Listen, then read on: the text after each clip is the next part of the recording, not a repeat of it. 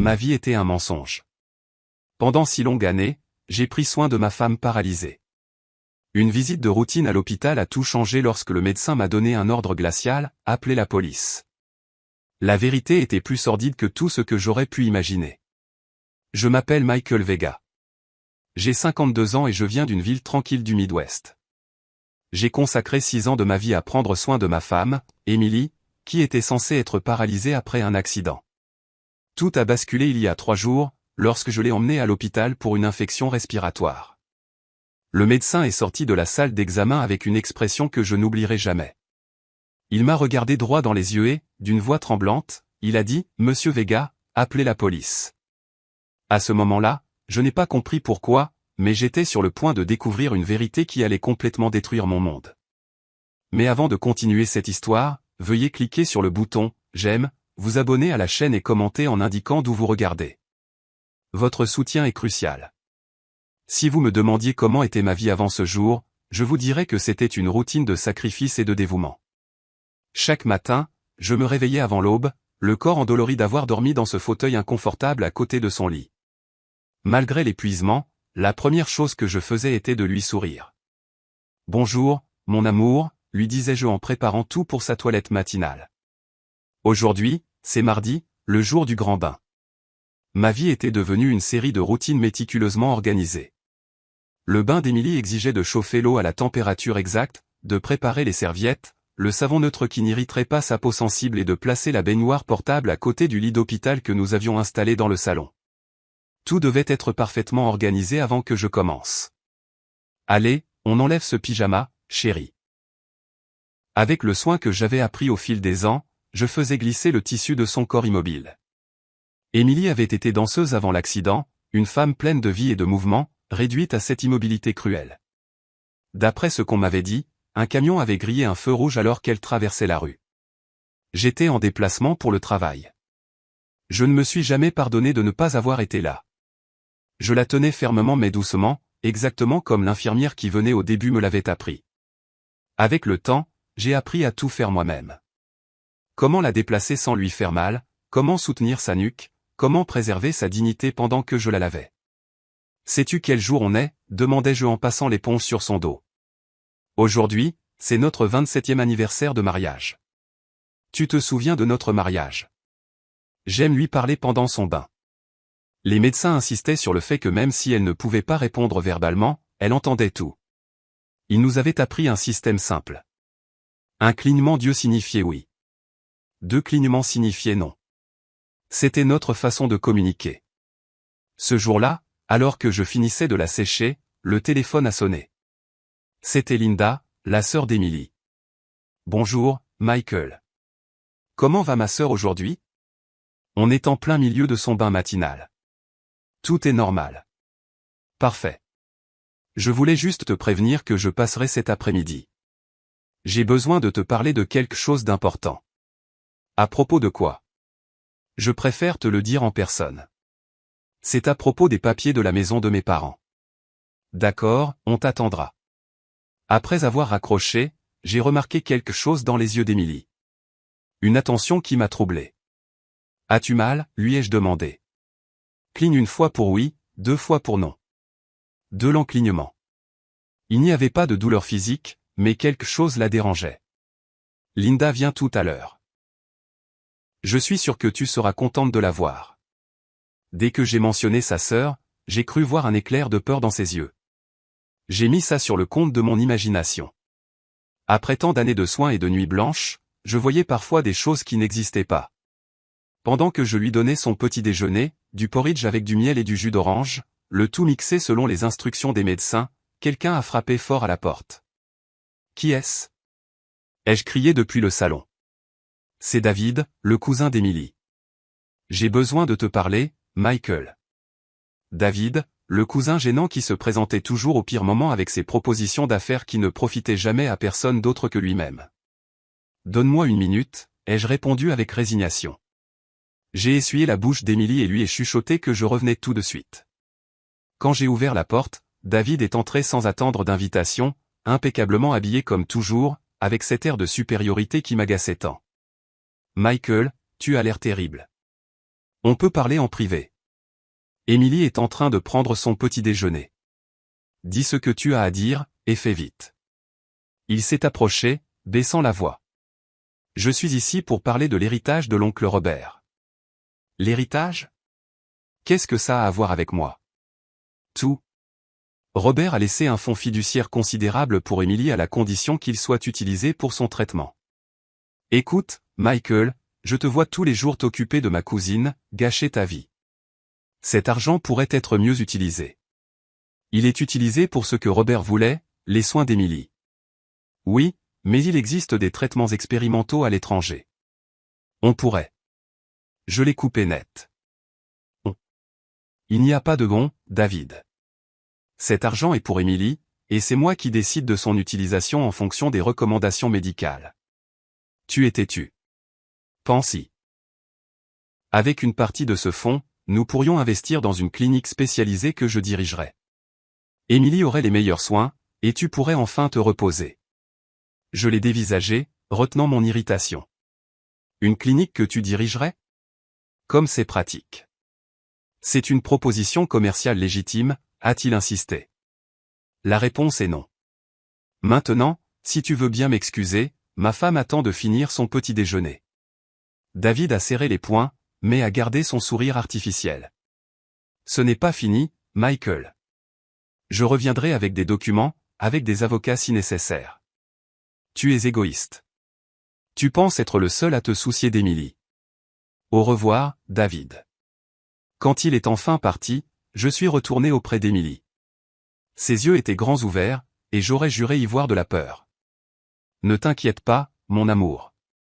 Personne ne prendra de décision pour nous. Le reste de la matinée s'est déroulé selon la routine habituelle, kinésithérapie, lecture, la musique classique qu'elle aimait tant. Le téléphone a de nouveau sonné. C'était ma sœur, Lucie. Michael, comment vas-tu? Fatigué, comme toujours. Et toi? Inquiète pour toi, comme toujours, a-t-elle répondu. As-tu des nouvelles de Sarah? Sarah, mon autre sœur, avait disparu il y a 2 ans sans laisser de traces. La police avait enquêté, mais n'avait rien trouvé. Elle s'était simplement volatilisée. Rien de nouveau. C'est comme si la terre l'avait avalée. Je pense toujours que nous devrions engager un détective privé. On l'a déjà fait, Lucie.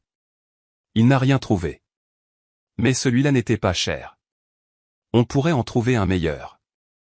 Avec quel argent? Tout ce que j'épare dans les soins d'Émilie. C'est exactement de ça que je voulais te parler, a-t-elle dit prudemment. J'ai réfléchi. Peut-être que tu devrais envisager de placer Émilie dans un établissement spécialisé. Toi aussi? Est-ce que David t'a parlé? David? Non.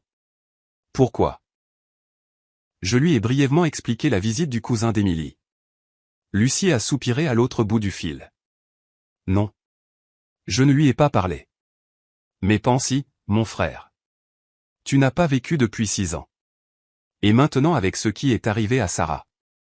Je ne vais pas abandonner Émilie. Ce n'est pas l'abandonner. C'est chercher de l'aide professionnelle, te permettre de respirer un peu. Pourquoi, Lucie? Pour chercher Sarah? On a déjà tout essayé. Pas seulement pour Sarah. Pour toi. Tu dois retrouver un peu de ta vie. La conversation m'a épuisé. C'était toujours la même chose avec ma famille. Je dois te laisser. Émilie est sur le point de se réveiller de sa sieste. Après avoir donné son déjeuner à Émilie, je l'ai installée pour son repos habituel. C'est alors que j'ai remarqué quelque chose d'étrange sur sa table de chevet. Un flacon de pilules que je ne reconnaissais pas. Je ne me souvenais pas que le médecin ait prescrit quoi que ce soit de nouveau. Je l'ai pris et j'ai examiné l'étiquette, mais elle était partiellement effacée. Qu'est-ce que c'est, Émilie? Ai-je demandé en lui montrant le flacon. Sa réaction m'a surpris. Ses yeux se sont grands ouverts et elle a commencé à cligner rapidement, de manière chaotique, brisant notre code habituel. Calme-toi, mon amour. Est-ce que quelqu'un t'a donné ces pilules? Un clignement. Oui. Linda? 2 clignements. Non. David? Un long clignement. Oui. Mon sang n'a fait qu'un tour. Que faisait David en donnant des médicaments à Emily à mon insu? J'ai mis le flacon dans ma poche, déterminé à l'apporter au médecin pour le faire analyser. L'après-midi a passé, et Linda est arrivée à l'heure, comme elle l'avait dit. Elle portait un dossier avec des documents. « Salut, Michael. » Elle m'a salué d'un baiser sur la joue.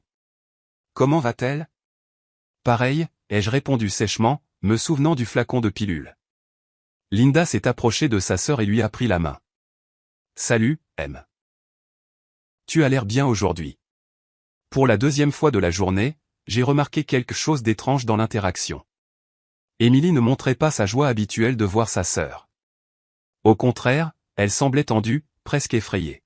« De quoi voulais-tu parler? » ai-je demandé à Linda, en lui offrant un café. « C'est à propos de la maison de nos parents, » a-t-elle dit, s'asseyant à table et étalant des papiers. « Tu sais, elle a été laissée à mon nom et à celui d'Emily. Vu la situation, je pense que nous devrions la vendre. » La vendre? Mais cette maison a une valeur sentimentale pour vous deux. Les sentiments ne paient pas les factures, Michael. De plus, l'argent serait bienvenu pour de meilleurs traitements pour Emily. C'était reparti. D'abord, David qui voulait utiliser le fonds fiduciaire, puis Lucie qui suggérait un établissement, et maintenant Linda qui voulait vendre la maison familiale. Emily ne voudrait jamais vendre cette maison. Emily ne peut pas décider en ce moment, a dit Linda avec une froideur qui m'a glacé le sang. Tu as sa procuration pour les questions médicales, mais pour les questions immobilières, j'ai aussi mon mot à dire en tant que cohéritière. Il faudrait consulter un avocat, ai-je répondu, pour gagner du temps. Je l'ai déjà fait. Voici les documents préliminaires pour la vente, a-t-elle dit en poussant les papiers vers moi. J'ai juste besoin de ta signature en tant que représentant légal d'Emily pour les procédures initiales. J'ai regardé les papiers sans les toucher. Quelque chose n'allait pas. D'abord David, avec son intérêt soudain pour le fonds. Maintenant, Linda qui voulait vendre la maison si urgemment. Je vais devoir les examiner attentivement et consulter mon propre avocat. Il n'y a pas de temps pour ça, Michael. J'ai un acheteur intéressé qui offre un prix exceptionnel, mais seulement jusqu'à la fin du mois. Je suis désolé, Linda, mais je ne signerai rien aujourd'hui. Son visage s'est transformé un instant. J'ai vu quelque chose que je n'avais jamais vu en elle, une fureur contenue, presque animale, mais elle a vite retrouvé son sang-froid. Comme tu voudras, mais réfléchis-y. L'argent nous ferait du bien à tous. Avant de partir, Linda s'est penchée vers Emily pour lui dire au revoir. Elle lui a chuchoté quelque chose à l'oreille que je n'ai pas pu entendre. L'expression de ma femme a subtilement changé. Quand nous avons été seuls, je me suis assis à côté d'elle. « Qu'est-ce que Linda t'a dit ?» Emily a commencé à cligner rapidement, agitée. « Doucement, mon amour. » Lentement. « Est-ce qu'elle t'a menacé ?» Un clignement. « Oui. » Un frisson m'a parcouru l'échine. « Est-ce que ça a un rapport avec la vente de la maison ?» Deux clignements. « Non. » Avec le fonds fiduciaire de ton oncle ? Un clignement. « Oui. » Quelque chose de grave se passait entre David, Linda et ses mystérieuses pilules. Je sentais qu'Emily était en danger. Mais comment pouvais-je la protéger si je ne comprenais même pas de quoi il s'agissait ? Cette nuit-là, pendant qu'Emily dormait, j'ai examiné les documents que Linda avait laissés. Ce n'était pas seulement une proposition de vente de la maison. Parmi les papiers se trouvait une fausse procuration avec ma signature autorisant Linda à gérer tous les biens d'Emily, y compris le fonds fiduciaire. La date indiquait qu'elle avait été faite il y a 3 mois. Quelqu'un avait falsifié ma signature. Les mains tremblantes, j'ai trouvé mon téléphone et j'ai appelé le docteur Mendes, le médecin traitant d'Emily. Je suis désolé d'appeler si tard, docteur, mais c'est urgent. J'ai besoin qu'Emily soit examinée demain matin. Son état s'est-il aggravé? Non, je ne sais pas. J'ai trouvé des médicaments que je ne reconnais pas. Et il y a des situations étranges avec sa famille. Je comprends, Michael. Amenez-la à la première heure demain matin. Je ferai un examen complet et nous analyserons ses pilules. J'ai à peine dormi cette nuit-là, veillant sur Emily. Pour la première fois en 6 ans, je doutais de tout et de tout le monde. Et si l'accident n'était pas vraiment un accident? Et si la disparition de ma sœur Sarah était liée à tout cela? Et si tout mon dévouement à Emily avait fait partie d'un plan sinistre que je ne pouvais pas comprendre? Le lendemain matin, j'ai préparé Émilie tôt. Je lui ai expliqué que nous allions à l'hôpital pour un contrôle de routine. En l'habillant, j'ai cru voir une larme couler sur sa joue. N'aie pas peur, mon amour. Je vais te protéger. Le trajet jusqu'à l'hôpital fut tendu. Chaque feu rouge me rappelait le prétendu accident qui avait laissé ma femme dans cet état. Chaque virage me faisait penser à tous les rebondissements des 6 dernières années. Quand nous sommes arrivés, le docteur Mendes nous a accueillis personnellement. Il a examiné Émilie en détail pendant que j'attendais nerveusement, serrant le flacon de pilule dans ma poche comme une preuve silencieuse que quelque chose n'allait pas. Je dois faire des analyses de sang et des examens neurologiques, m'a dit le médecin après l'examen initial. Cela prendra quelques heures. Vous pouvez attendre dans le salon familial. Pendant que j'attendais, j'ai appelé mon avocat pour lui parler des documents falsifiés. Il m'a assuré que nous déposerions une plainte officielle l'après-midi même. Les heures passaient lentement. Je voyais des infirmières entrer et sortir de la chambre d'Émilie. À un moment donné, le docteur Mendes est sorti, accompagné d'un autre médecin. Ils m'ont tous les deux regardé avec une expression que je ne pouvais pas interpréter. Le docteur Mendes s'est approché lentement. Monsieur Vega, nous devons parler. Sa voix semblait étrange, comme s'il avait du mal à trouver les mots justes. Nous avons trouvé quelque chose de déconcertant dans les analyses de votre femme. Qu'est-ce que c'est? Est-ce qu'elle va plus mal? Le docteur Mendes a pris une profonde inspiration avant de répondre. Michael, appelez la police. Tout de suite. Les mots du médecin résonnèrent dans le couloir de l'hôpital comme un coup de feu. Mon esprit n'arrivait pas à les assimiler. La police? Pourquoi? Qu'est-ce qui n'allait pas avec Émilie? Le docteur Mendes regarda son collègue, un neurologue d'après sa blouse, puis m'entraîna dans un petit bureau de consultation. Il ferma la porte derrière nous. Ce que je vais vous dire est difficile à expliquer, commença-t-il en se frottant les tempes. Nous avons effectué divers tests sur votre femme, électromyogramme, IRM, analyse sanguine complète, et... L'anxiété me dévorait. Votre femme n'est pas paralysée, monsieur Vega. La pièce sembla tourner autour de moi. Je me suis agrippé au bord de la table pour ne pas tomber. C'est impossible. Elle n'a pas bougé depuis 6 ans. Je la lave, je la nourris. Écoutez-moi, interrompit le neurologue. Les tests sont concluants. Il n'y a aucune lésion de la moelle épinière. Il n'y a pas d'atrophie correspondant à 6 ans d'immobilité. Ses muscles montrent des signes d'utilisation récente. Mais je la vois tous les jours. Elle ne bouge pas. Elle ne peut pas parler. Nous communiquons par clignement d'yeux, pour l'amour de Dieu. Le docteur Mendes posa un dossier sur la table et l'ouvrit.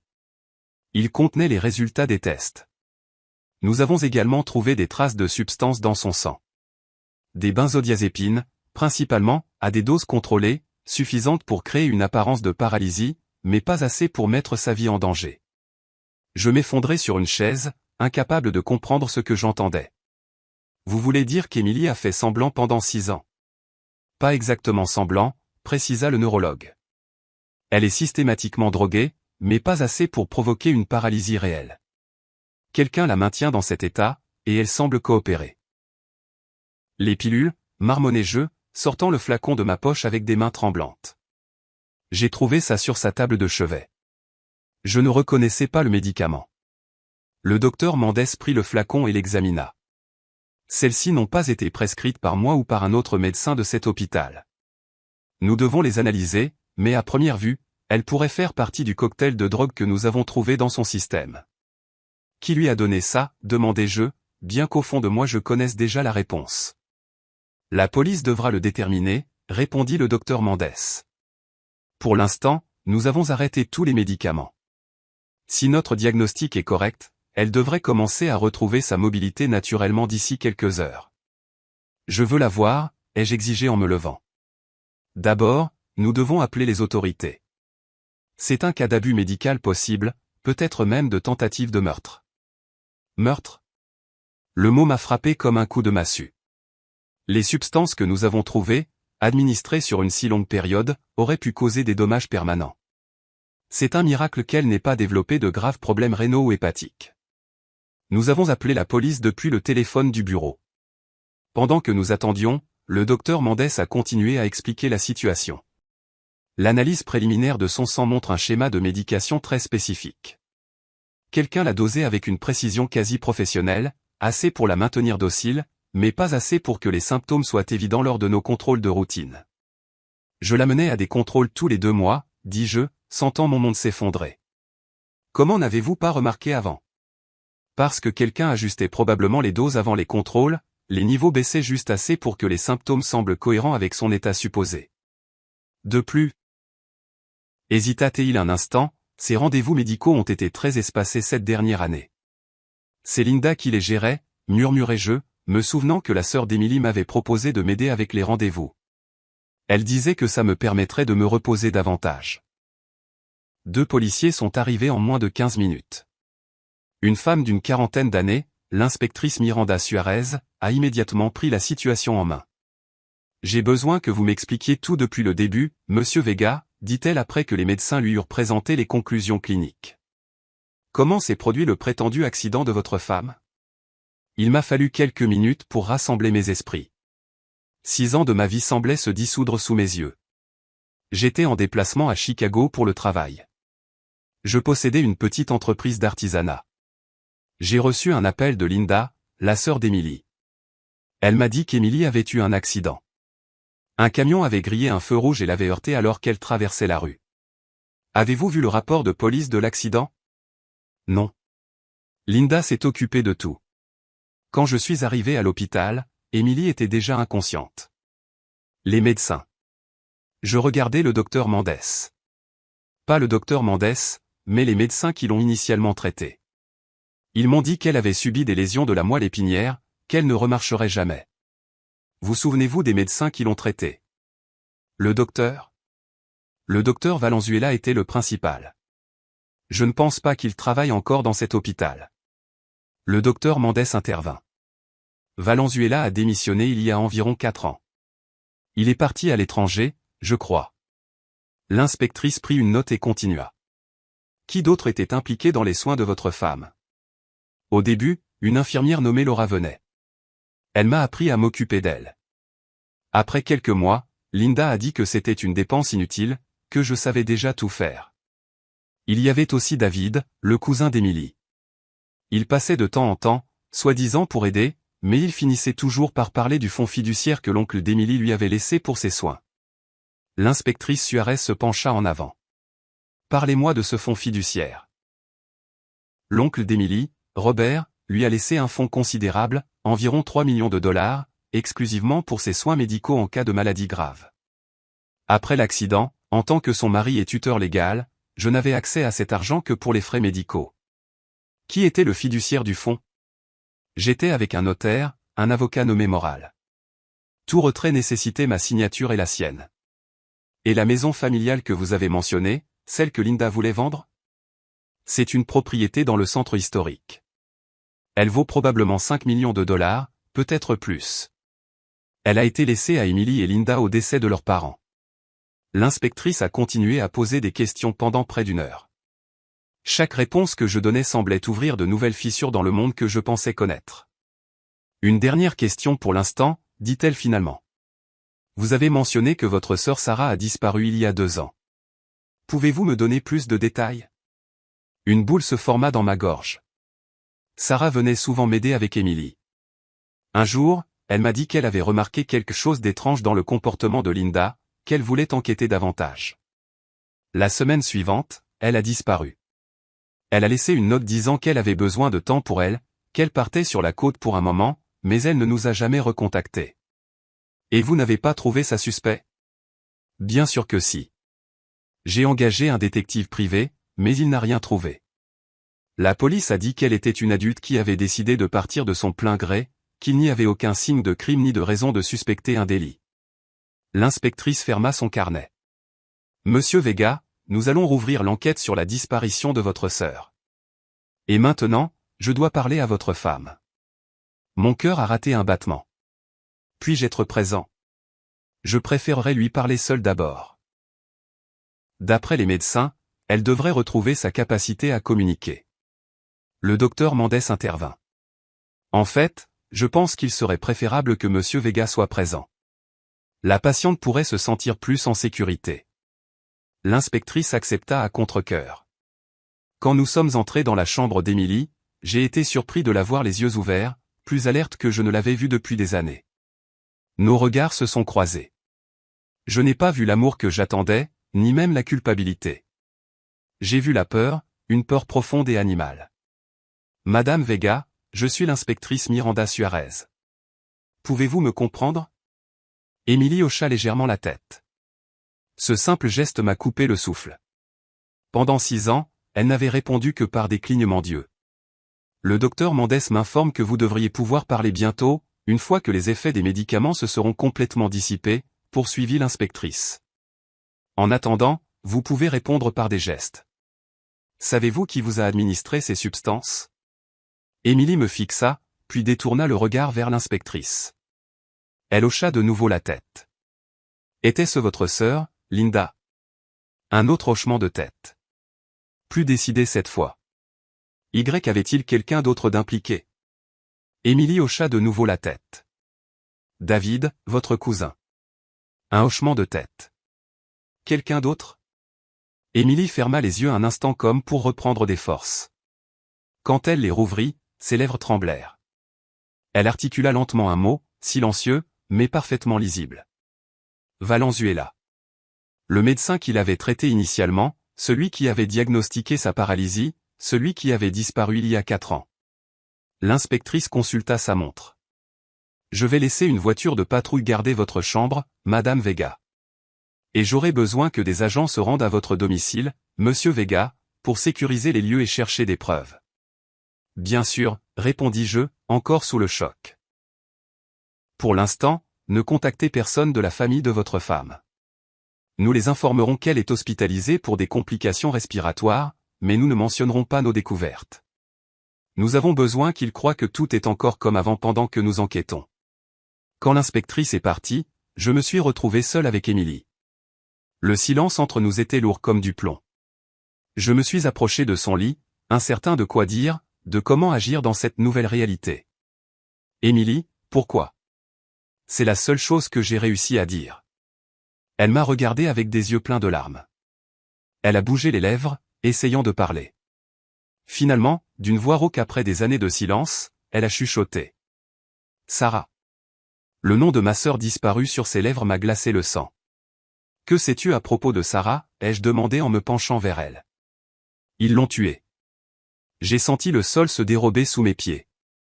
Une infirmière est entrée à ce moment-là, nous interrompant. Elle était là pour vérifier les signes vitaux d'Émilie.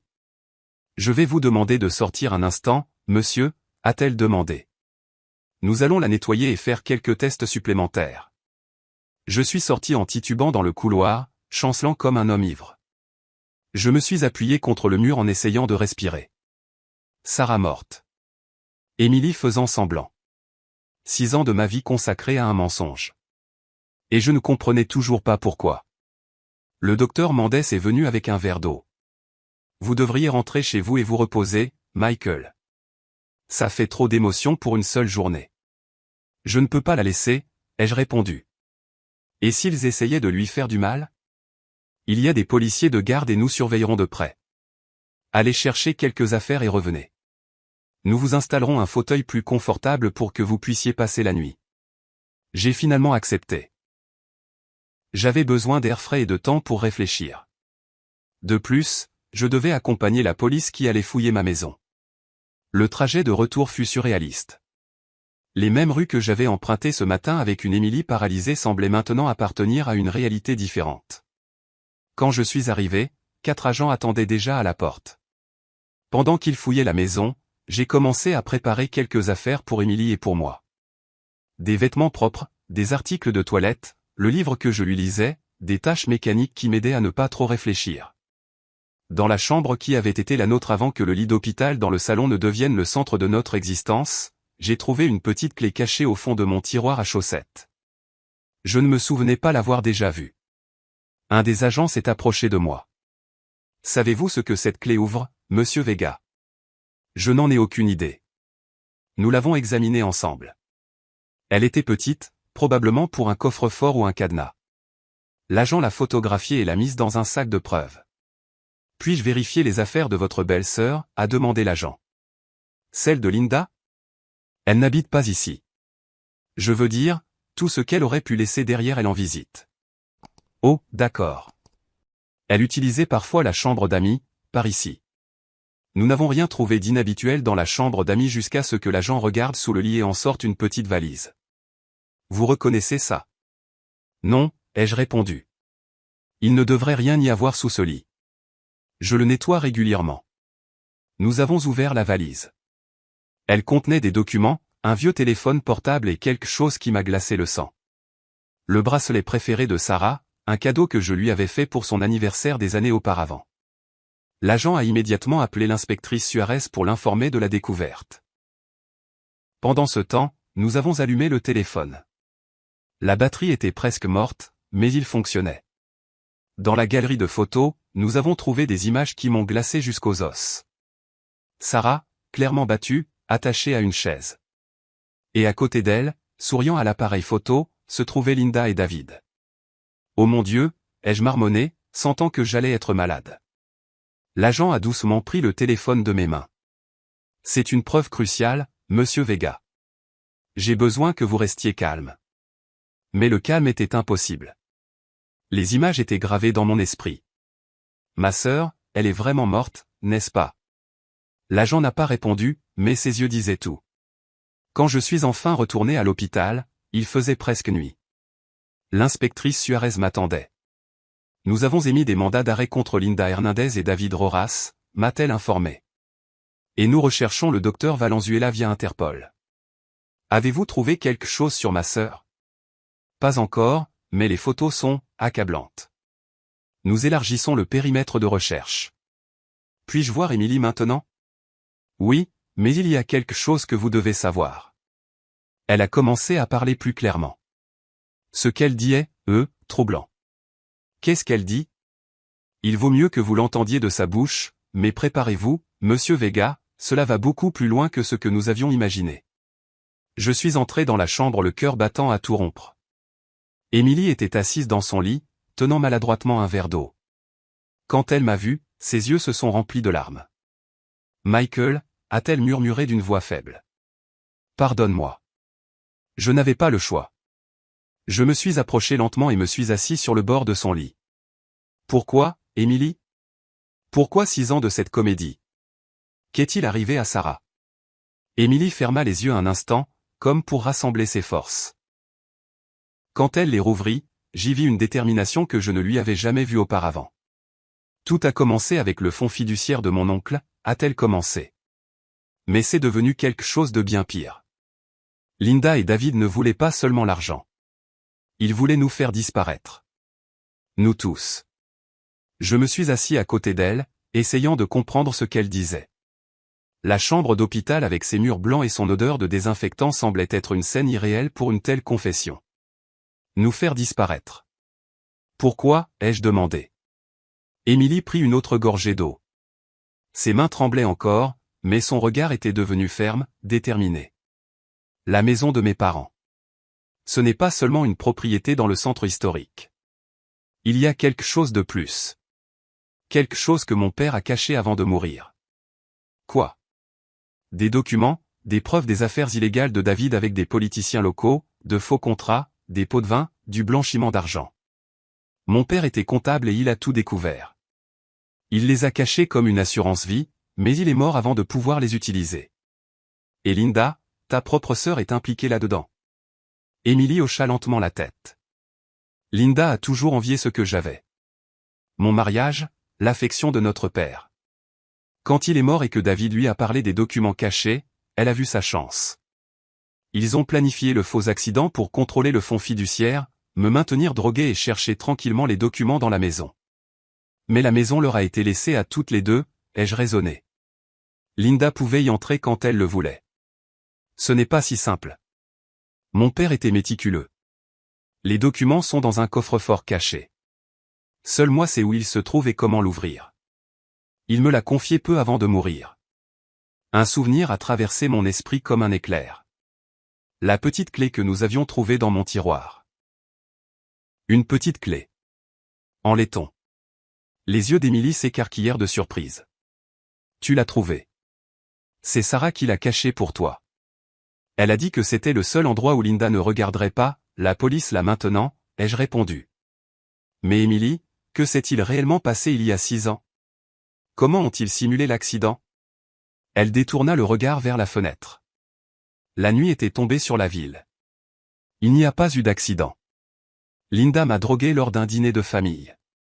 Quand je me suis réveillé, j'étais à l'hôpital avec le docteur Valenzuela qui me disait que si je ne coopérais pas, il te tuerait. Ils m'ont montré des photos de toi suivi par des hommes armés. Ils ont dit que c'était simple. Je ferais semblant d'être paralysé. Tu gérerais le fonds pour mes soins médicaux et ils retiraient l'argent petit à petit. Pourquoi n'as-tu pas essayé de me prévenir? J'ai essayé, Michael, tant de fois. Au début, quand l'infirmière venait encore, j'ai essayé de communiquer par clignement d'yeux, mais Linda surveillait toujours. Plus tard, quand Sarah a commencé à venir plus souvent, j'ai réussi à lui faire comprendre que quelque chose n'allait pas, et c'est pour ça que Sarah a disparu, ai-je murmuré, une boule se formant dans ma gorge. Emily hocha la tête, des larmes coulant sur ses joues. Linda et David l'ont surprise en train de vérifier mes médicaments. Ils l'ont enlevée. Ils m'ont montré des photos d'elle battue pour me faire taire.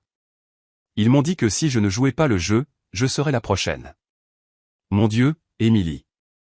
J'ai pris sa main tremblante dans la mienne. Et le docteur Valenzuela. Il a falsifié tous les diagnostics. Il était dans le coup depuis le début. Il recevait une part du fonds fiduciaire en tant que consultation spécialisée. Quand il est devenu trop gourmand, ils l'ont envoyé à l'étranger. La porte s'est ouverte et l'inspectrice Suarez est entrée. Elle avait entendu une partie de notre conversation. Madame Vega, j'ai besoin que vous me donniez plus de détails sur les documents que vous avez mentionnés et sur la localisation du docteur Valenzuela.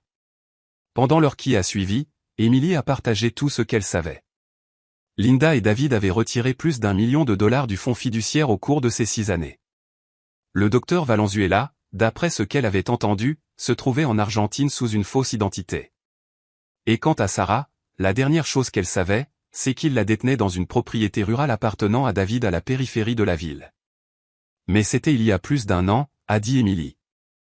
Je ne sais pas si elle est encore en vie. L'inspectrice a pris des notes détaillées puis nous a regardés tous les deux sérieusement. Nous avons des patrouilles à la recherche de Linda et David, mais nous ne les trouvons pas. Ils ne sont pas à leurs adresses connues. Il est possible qu'ils aient été prévenus de notre enquête. Prévenus par qui, ai-je demandé, à l'armée. Nous enquêtons là-dessus. Ça pourrait être n'importe qui. Un employé de l'hôpital, un contact dans la police. Les réseaux de corruption que votre femme a mentionnés sont étendus. L'inspectrice s'est approchée, baissant la voix. Pour votre sécurité, nous allons transférer Madame Vega dans un autre hôpital, et vous devriez venir avec nous. La situation est-elle si grave? Si ce que dit votre femme est vrai, ces gens ne sont pas seulement impliqués dans la fraude et l'enlèvement, mais probablement dans le meurtre. Ils ne reculeront devant rien. Le transfert fut organisé pour le petit matin, vers un hôpital d'une grande ville, où Emily pourrait recevoir des soins spécialisés pour se remettre des effets à long terme des drogues. Je l'accompagnerai, protégé par des agents en civil. Pendant que nous attendions, je me suis assis avec Emily dans l'obscurité de la chambre. Seule une petite lampe éclairait son visage. Après tant de révélations, j'avais encore plus de questions que de réponses. Comment as-tu enduré tout ça, ai-je demandé. 6 ans à faire semblant, en sachant ce qui se passait. En pensant à toi, a-t-elle répondu simplement. Si je me dévoilais, il t'aurait tué. David a des contacts dangereux.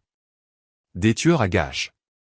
Je l'ai entendu parler à Linda de nombreuses fois de la facilité avec laquelle on pourrait résoudre le problème Michael. Mais vivre comme ça n'était pas une vie, Emily. C'était une prison. Je te regardais jour après jour te sacrifier pour moi et je ne pouvais pas te dire la vérité. Sa voix se brisa. Le pire, c'était la nuit, quand tu dormais. Parfois, Linda venait et me forçait à marcher dans la maison pour éviter l'atrophie musculaire. Si je refusais, elle menaçait de te faire du mal. Tu marchais dans notre maison, seulement quand j'étais profondément endormi. Linda me donnait quelque chose pour que tu ne m'entendes pas. Toujours surveillé. Toujours menacé. Et les clignements, notre façon de communiquer? Un triste sourire apparut sur son visage. C'était ma petite rébellion. J'ai établi ce code avec toi, en espérant pouvoir l'utiliser un jour pour t'avertir. Mais il surveillait toujours. Une infirmière est entrée pour vérifier les constantes d'Émilie. Quand elle est partie, j'ai continué avec mes questions. Tu as dit que tout a commencé à cause des documents que ton père a cachés. Qu'y a-t-il exactement dedans? De faux contrats entre l'entreprise de construction de David et le gouvernement de l'État. Surfacturation, propriété fantôme. Mon père était le comptable de l'entreprise avant que David ne prenne la relève. Il a découvert qu'il détournait des fonds publics, des millions de dollars.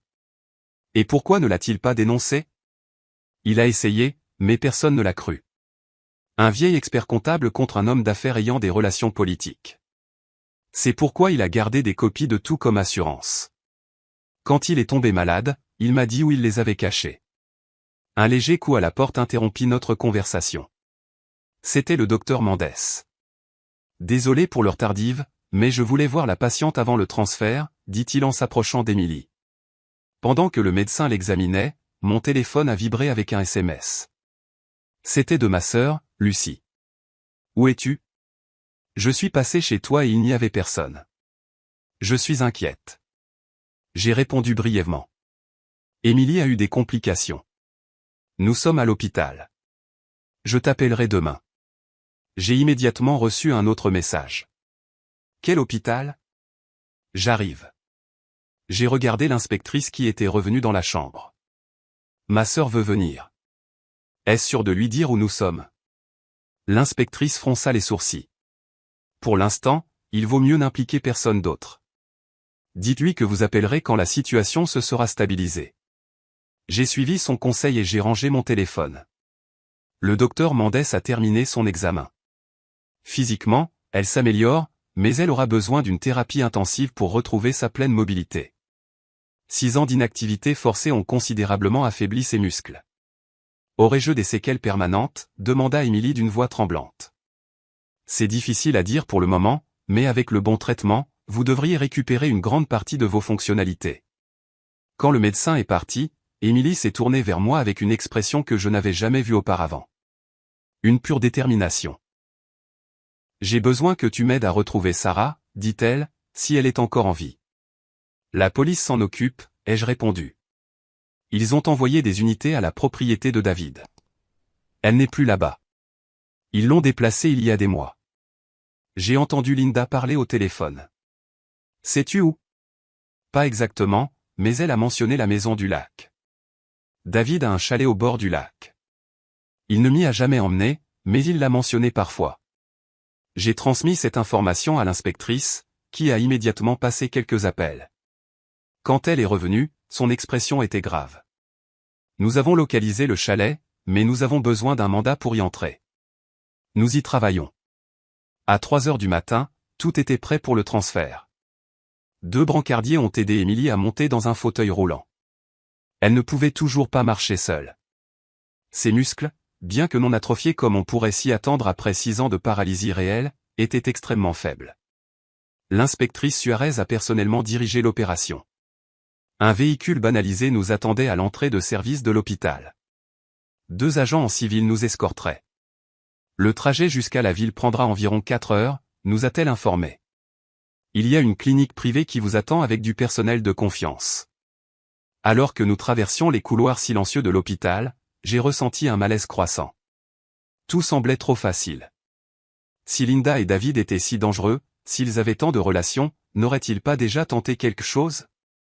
Mon malaise s'est transformé en panique lorsque nous avons atteint le parking et que j'ai vu qui se tenait près du véhicule. Ma sœur Lucie. Michael, s'est-elle exclamée en courant vers nous. Dieu merci, je t'ai trouvé. L'inspectrice s'est rapidement interposée entre nous. Madame, c'est une opération de police. Vous ne pouvez pas être ici. La police? Qu'est-ce qui se passe? Lucie semblait sincèrement confuse. Comment savais-tu où nous étions? Ai-je demandé, de plus en plus alarmé. Une amie infirmière m'a appelé. Elle a dit qu'Émilie était transférée et que ça avait l'air sérieux. L'inspectrice et les agents ont échangé des regards tendus. Quelle infirmière exactement? A demandé l'inspectrice. Laura. Elle travaille dans cet hôpital. Elle a dit que ça ressemblait à une urgence. Un frisson m'a parcouru l'échine. Laura, le nom de l'infirmière qui s'était occupée d'Emily au début, celle que Linda avait renvoyée en disant que c'était une dépense inutile. Inspectrice, Laura était l'infirmière qui... Je n'ai pas terminé ma phrase. Un crissement de pneus a rempli le parking alors qu'un SUV noir est apparu de nulle part, dérapant vers nous. Les portes se sont ouvertes et 3 hommes armés en ont sauté. Au sol, a crié l'un des agents en sortant son arme. Tout s'est passé en quelques secondes. Des coups de feu, des cris. Je me suis jeté sur Emily, la protégeant de mon corps. Le fauteuil roulant a basculé et nous sommes tombés tous les deux par terre. J'ai ressenti une vive douleur à l'épaule. À travers le chaos, j'ai vu Lucie courir, non pas pour se mettre à l'abri, mais vers le SUV. L'un des agresseurs l'a aidé à monter. Lucie, ai-je crié, incrédule. Ma propre sœur m'a jeté un dernier regard avant que le SUV ne s'éloigne à toute vitesse. Il n'y avait aucune confusion dans ses yeux. Il y avait de la détermination. Les agents ont tiré sur les pneus du véhicule, mais il était déjà trop loin. L'inspectrice s'est accroupie à côté de nous. « Êtes-vous blessé ?» J'ai senti de l'humidité sur mon épaule, du sang. Une balle m'avait éraflé. « Ça va ?» ai-je dit. « Emily ?» Elle était pâle mais consciente. « Je ne suis pas touché » a-t-elle murmuré. « Michael, ta sœur. » On dirait qu'elle est avec eux, a dit l'inspectrice en nous aidant à nous relever. « Aviez-vous des soupçons ?» Aucun. Lucie était toujours. Elle a toujours semblé être de mon côté. Le deuxième agent s'est approché, saignant d'une coupure au front. L'infirmière qu'elle a mentionnée, Laura Mendes. Je viens de confirmer qu'elle n'a pas travaillé dans cet hôpital depuis 5 ans. L'inspectrice a juré entre ses dents. Nous avons une fuite sérieuse. Changement de plan. Nous n'allons pas en ville. Ils nous ont rapidement conduits à un autre véhicule caché dans une autre partie du garage. Un ambulancier a pansé mon épaule. Où allons-nous maintenant ? Ai-je demandé alors que la voiture démarrait. Dans une planque, a répondu l'inspectrice. Et j'ai besoin que vous me disiez tout ce que vous savez sur votre sœur, Lucie. Pendant le trajet, j'ai essayé de digérer la trahison de Lucie. Depuis combien de temps était-elle impliquée ? Faisait-elle partie du plan depuis le début ? Je me suis souvenu de ses suggestions constantes de placer Emily dans une maison de retraite. Son insistance sur le fait que j'avais besoin d'une pause. Ce n'était pas de l'inquiétude. C'était une partie du plan. Lucie a géré mon emploi du temps l'année dernière, ai-je dit en me souvenant soudainement. Elle a proposé de m'aider avec les rendez-vous d'Emily, les factures, tout. Elle avait accès à toutes nos informations. L'inspectrice hocha la tête d'un air sombre. Le cercle se referme. Une opération familiale complète. Mais pourquoi ? La question m'a échappé, presque comme une complainte. Emily, qui était restée silencieuse, a parlé d'une voix faible. Les documents que mon père a cachés. Ils n'impliquent pas seulement David. Il y a plus de gens impliqués. Des politiciens importants, des hommes d'affaires, des millions de dollars de contrats frauduleux. Elle a fait une pause et m'a regardé directement. Le nom de Lucie est dans ces documents, Michael. Elle était le lien entre David et les fonctionnaires. La révélation m'a frappé comme un coup de massue. Ma propre sœur, que j'avais toujours considérée comme honnête et travailleuse, faisait partie d'un réseau de corruption qui avait détruit nos vies. Tu savais ça depuis le début, ai-je demandé à Emily. Je l'ai découvert plus tard, grâce à des conversations que j'ai surprises entre Linda et David. Au début, je pensais que le but était juste le fonds fiduciaire. Puis j'ai compris que c'était beaucoup plus grand. Le véhicule s'est arrêté devant un bâtiment anonyme à la périphérie de la ville. Cela ressemblait à un entrepôt abandonné, mais à l'intérieur se trouvaient des bureaux de fortune et des agents au travail. Centre d'opération tactique, a expliqué l'inspectrice. Vous serez en sécurité ici pendant que nous organisons le raid sur le chalet du lac. Un médecin a soigné ma blessure pendant qu'Emily était installée sur un lit de camp. Son visage montrait de l'épuisement, mais aussi du soulagement. Pour la première fois en 6 ans, elle pouvait parler librement. Je suis tellement désolé, Michael, a-t-elle dit quand nous étions seuls. Tout ce que tu as traversé à cause de moi. Ce n'était pas de ta faute, ai-je répondu en lui prenant la main. Tu as fait ce que tu devais faire pour survivre, pour me protéger. Mais Sarah, ma sœur, et maintenant découvrir que Lucie est impliquée. Nous retrouverons Sarah, ai-je promis, bien que je ne sois pas sûr de pouvoir tenir cette promesse. Et nous arrêterons tous les responsables. Émilie serra ma main avec une force surprenante pour quelqu'un qui avait été paralysé si longtemps. Il y a autre chose que tu dois savoir, dit-elle, sa voix à peine un murmure.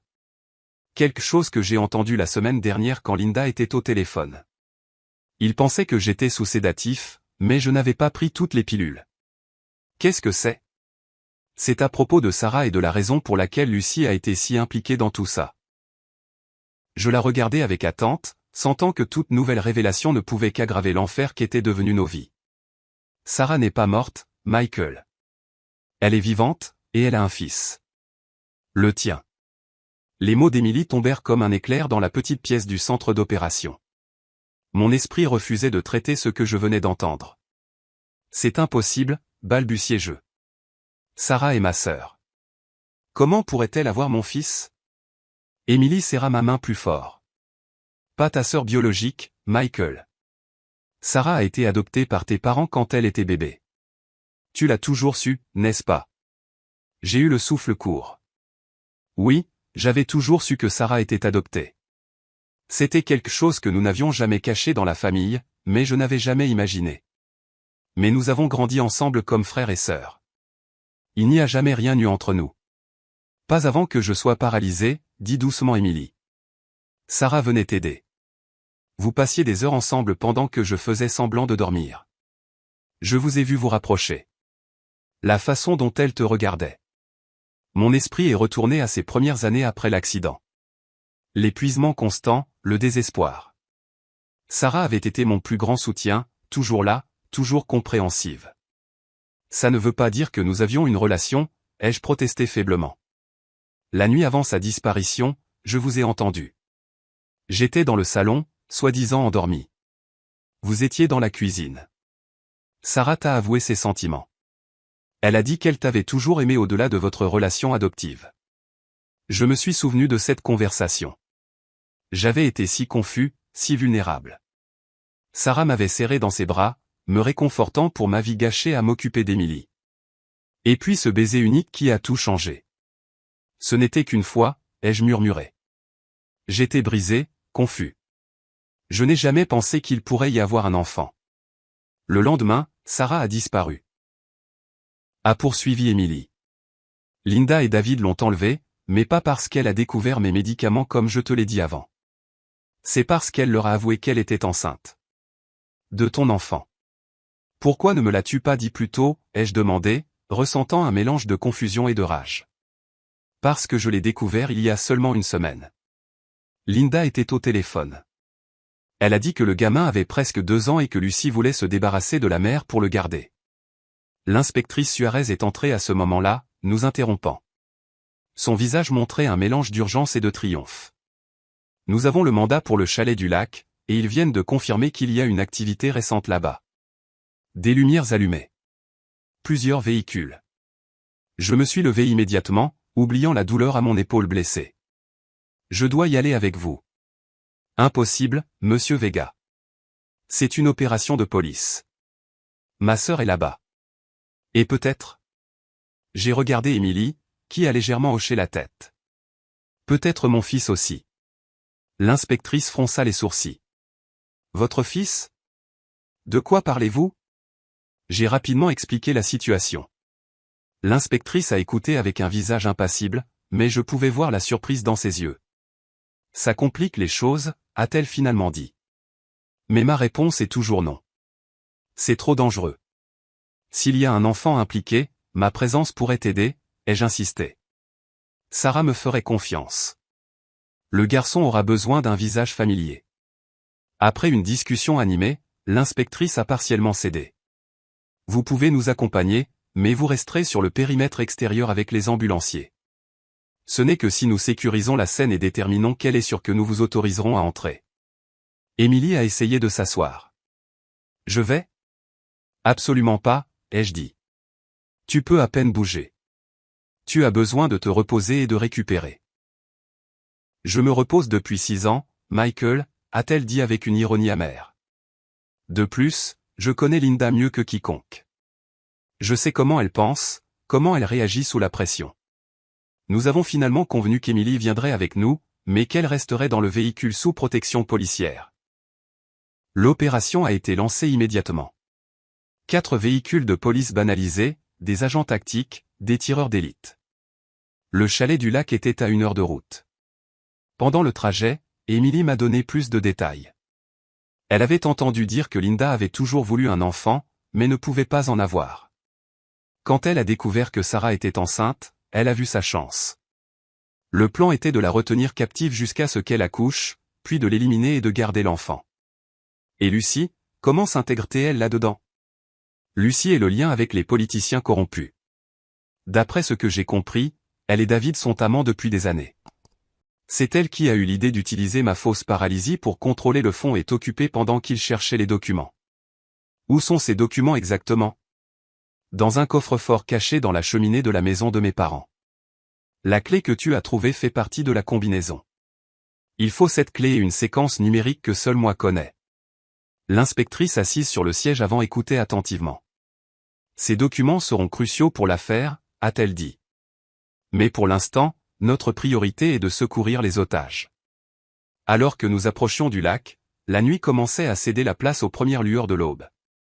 Le chalet de David se trouvait dans une zone isolée, entourée d'arbres avec un accès direct à l'eau. Les véhicules se sont arrêtés à environ 500 mètres de la propriété. Les agents tactiques ont commencé à se déployer silencieusement dans les bois entourant le chalet. De notre position, nous pouvions voir des lumières allumées à l'intérieur et 3 véhicules garés à l'extérieur. Le SUV noir de la fusillade, une berline grise et un camion rouge que j'ai reconnu immédiatement. C'est le camion de David, ai-je chuchoté. L'inspectrice a hoché la tête et a donné les dernières instructions par radio. Le plan était simple. Des tireurs d'élite couvriraient toutes les sorties pendant que l'équipe tactique entrerait par 3 points différents simultanément. Rappelez-vous, nous avons la présence confirmée d'au moins un mineur, a dit l'inspectrice. Prudence extrême. J'ai regardé le cœur serré les agents se diriger vers le chalet. Le silence était absolu, rompu seulement par le chant occasionnel d'un oiseau matinal. Emily me tenait fermement la main. Soudain, un cri est venu de l'intérieur du chalet, suivi du bruit de verre brisé. Allez, allez, allez, a ordonné l'inspectrice dans sa radio. Tout s'est passé en quelques secondes. Les agents ont pris d'assaut le chalet. Il y a eu des cris, des ordres, puis des coups de feu. 2, 3 détonations sèches. Oh mon Dieu, s'est exclamé Emily en me serrant le bras. Les minutes suivantes furent une agonie. Finalement, la voix d'un agent est venue par radio. Périmètre sécurisé. 2 suspects neutralisés, un suspect blessé, 2 otages indemnes. Je répète, 2 otages indemnes. L'inspectrice s'est tournée vers nous. Attendez ici jusqu'à ce que je donne le signal. Elle est rapidement sortie du véhicule et a couru vers le chalet. Emily et moi sommes restés assis en silence, trop choqués pour parler. Après ce qui a semblé une éternité, un agent s'est approché et a ouvert notre porte. Vous pouvez entrer maintenant. Faites attention. J'ai aidé Emily à sortir du véhicule. Elle avait encore besoin de soutien pour marcher, mais sa détermination lui donnait de la force. Nous avons marché lentement vers le chalet où l'inspectrice Suarez nous a accueillis. David est mort, nous a-t-elle informé sans embâche. Linda est blessée mais stable. Lucy s'est rendue sans combattre. Et Sarah, ai-je demandé, la voix tremblante. Le garçon? Dans la pièce du fond. Ils vont bien. Un médecin les examine. Nous avons traversé la pièce principale du chalet, en essayant de ne pas regarder le corps couvert de David ou Linda, qui recevait des soins médicaux sur le sol, gardés par 2 agents. Lucy était assise dans un coin, menottée, le regard vide. En passant devant elle, elle a levé les yeux. Michael, dit-elle, la voix à peine audible. Je n'ai jamais voulu que ça aille aussi loin. Je ne me suis pas arrêté. Il n'y avait pas de mots pour ce que je ressentais envers ma sœur à ce moment-là. La pièce du fond était petite mais confortable. Et là, il y avait Sarah, assise sur un lit, tenant un petit garçon dans ses bras. Quand elle m'a vu, ses yeux se sont remplis de larmes. Michael, a-t-elle murmuré. Tu es venu pour nous. Le garçon, d'environ 2 ans, m'a regardé avec curiosité. Il avait mes yeux. Il n'y avait aucun doute. Et le sourire de Sarah. Sarah, c'est tout ce que j'ai pu dire avant que l'émotion ne me submerge. Je me suis approché lentement, de peur d'effrayer l'enfant. Sarah m'a tendu la main. Daniel, c'est ton papa, a-t-elle dit au garçon d'une voix douce, celui dont je t'ai tant parlé. Le garçon m'a étudié avec l'intensité que seuls les petits-enfants possèdent. Puis il a souri timidement. J'ai senti quelque chose se briser et se réparer à l'intérieur de ma poitrine. Émilie était restée à la porte, observant la scène avec un mélange d'émotions sur son visage. Émilie, dit Sarah, surprise. Tu es debout. C'est une longue histoire, répondit Émilie en s'approchant lentement. Aussi longue que la tienne, je suppose. Les deux femmes se sont regardées un long moment, se jaugeant, se reconnaissant comme des survivantes du même cauchemar. Ils m'ont dit que tu étais morte, a finalement dit Sarah. Linda m'a montré des photos, a dit qu'ils t'avaient éliminée. Et ils t'ont gardée captive ici, a répondu Émilie. Pendant qu'ils me faisaient croire qu'ils t'avaient assassinée. L'inspectrice nous a interrompus gentiment. Nous devons vous emmener tous à l'hôpital pour un examen complet, puis nous devrons prendre des dépositions formelles. Les heures suivantes passèrent dans un rêve fiévreux. L'hôpital, les médecins, les questions incessantes des enquêteurs. Sarah nous a raconté son histoire, comment Linda et David l'avaient enlevée quand ils ont découvert sa grossesse, comment ils l'avaient retenue prisonnière, d'abord dans une maison en périphérie, puis au chalet. Il voulait me prendre Daniel dès sa naissance, a-t-elle expliqué.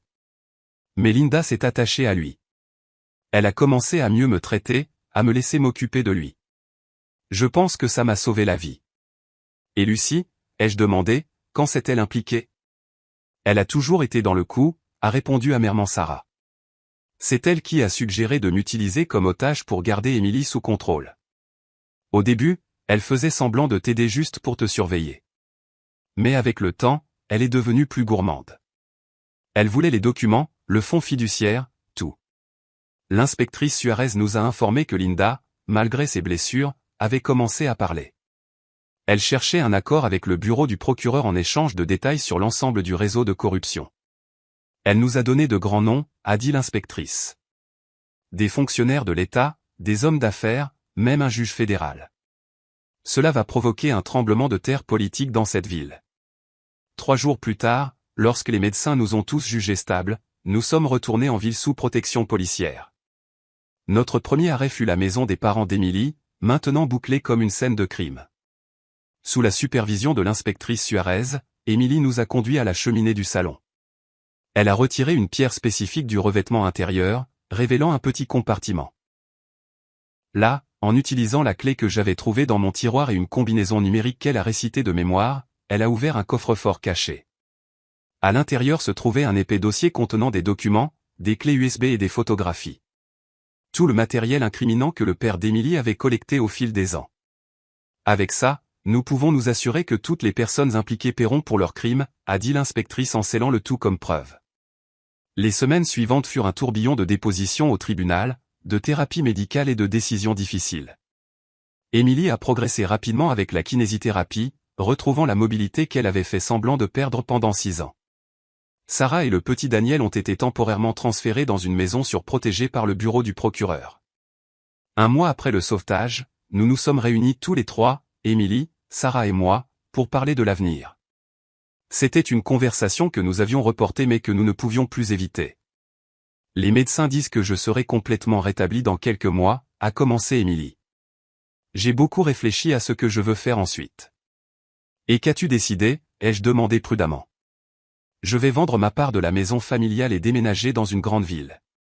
J'ai une offre pour enseigner la danse contemporaine dans une académie. Elle a fait une pause, me regardant directement. Je veux un nouveau départ, Michael. Sans attache avec le passé.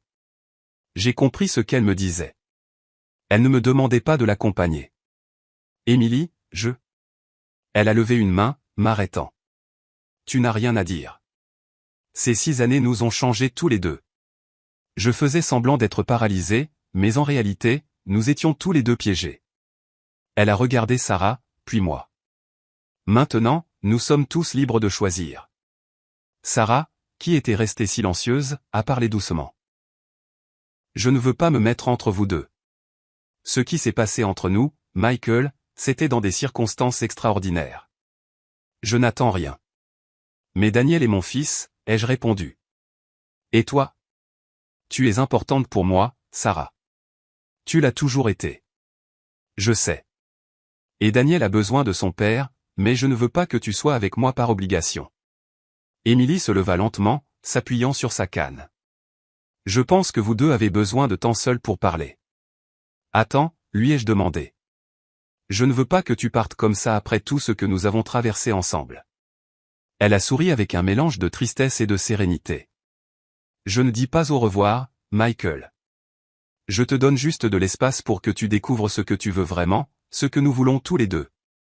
Après le départ d'Émilie, Sarah et moi sommes restés assis en silence pendant un long moment. Finalement, elle m'a pris la main. Que allons-nous faire, Michael? Je ne sais pas, ai-je répondu honnêtement. Mais je veux faire partie de la vie de Daniel, et je veux voir où cela nous mène, Sarah. Sans culpabilité, sans pression. 6 mois plus tard, la vie avait trouvé un nouvel équilibre. Émilie a tenu parole et a déménagé dans la ville où sa carrière de professeur de danse était florissante. Nous sommes restés en contact, une amitié prudente qui guérissait lentement les blessures du passé. Sarah, Daniel et moi avons emménagé dans une petite maison à la périphérie de la ville. Nous avons commencé à nous redécouvrir lentement, à construire une famille non conventionnelle mais aimante. Les fantômes de notre histoire commune nous rendaient encore visite parfois, mais ils s'estompaient chaque jour un peu plus. Linda a été condamnée à 30 ans de prison pour enlèvement, fraude et complot. Lucie a reçu une peine moins lourde, 15 ans, grâce à sa coopération avec les autorités. Le réseau de corruption qu'elles avaient tissé avec David a été complètement démantelé, traduisant en justice des fonctionnaires et des hommes d'affaires qui se croyaient intouchables. Quant à moi, j'ai repris mon ancienne entreprise d'artisanat, maintenant avec une petite boutique au centre-ville. Et chaque soir, quand je mettais Daniel au lit et que je lui racontais une histoire, je sentais que malgré toute la douleur et les mensonges, la vie m'avait donné une seconde chance. La dernière fois que j'ai vu Émilie, c'était à l'inauguration de son académie de danse. Elle était radieuse, transformée. Nous nous sommes serrés dans les bras pendant un long moment sans un mot. Nous savions tous les deux que malgré tout, nos chemins séparés nous avaient menés là où nous étions censés être. « Es-tu heureux » m'a-t-elle demandé avant que nous nous disions au revoir. « Je le suis » ai-je répondu honnêtement. « Et toi ?» « J'apprends à l'être » a-t-elle dit en souriant. « Un jour à la fois. » Et voilà mon histoire. J'ai pris soin de ma femme paralysée pendant 6 ans jusqu'à ce qu'un médecin me dise d'appeler la police. Ce qui a suivi a détruit mon monde, mais cela m'a aussi permis de le reconstruire avec la vérité, avec la douleur, mais finalement avec l'amour. Si mon histoire vous a ému, abonnez-vous à la chaîne pour plus de témoignages qui vous couperont le souffle. Laissez un commentaire me disant ce que vous feriez à ma place.